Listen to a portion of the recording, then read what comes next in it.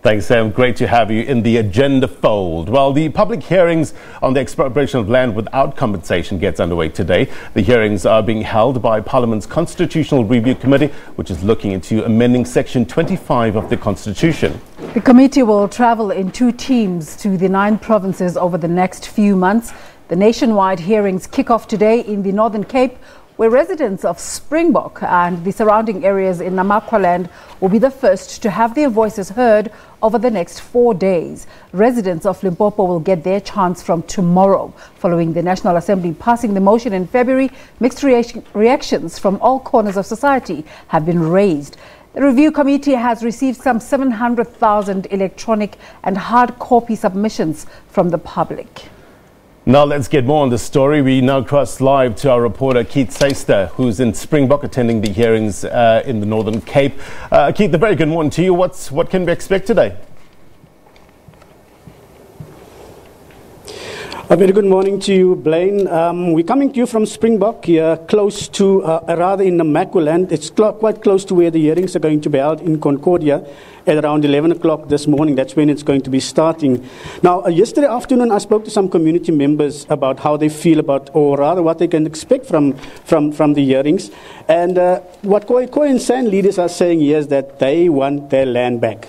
They want their land back, and they're actually very happy that the hearings are held here so that they can actually bring out their voice and tell the world or South Africa and government what it is actually that they really want in terms of the land. Because what they're saying is that the land was taken away from them in the dark days when the settlers came here. They had no say in how their land was going to be taken away from them, and they had no say in getting their land back, and they had to work their own land, basically, Blaine.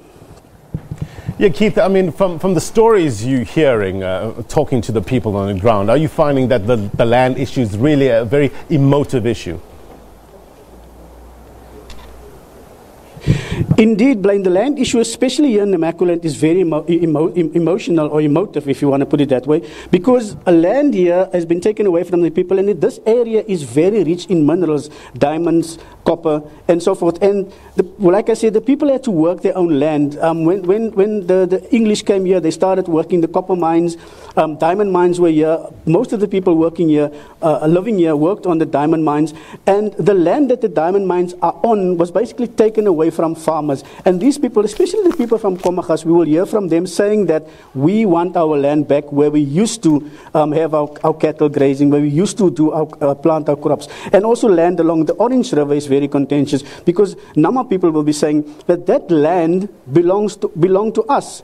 And now settlers came and they started working that land, and we have to work on our own land. So if we get our land back, this impoverished communities can then be revitalized and bring back to what it was in the days before the settlers came, Blaine. Okay, Keith, run us through the process. How would this whole process work? Is it just going to be written submissions, or we're going to hear oral submissions? How would it work? It is going to be quite a long process, Blaine, because the hearings are starting at 11 o'clock this morning and then anticipated to end around 4. So basically what the committee is then giving is they're giving enough time for everybody to do submissions. And I assume that will be oral commissions as well, submissions as well, by the way, because there's a lot of communities coming from not just Springbok, Concordia, there's communities coming from Steinkop, there's communities coming from Kleinsier, from Komachas, and all of those people would want to have a say and have their voice heard. So the committee has given enough time, and I'm sure this is going to be a very contentious and heated hearing this morning in Concordia. Blaine? Yeah, busy day for the committee, busy day for you, busy day for the folks down in the Northern Cape. Thank you very much indeed for your time. Our reporter Keith Seister in Springbok there.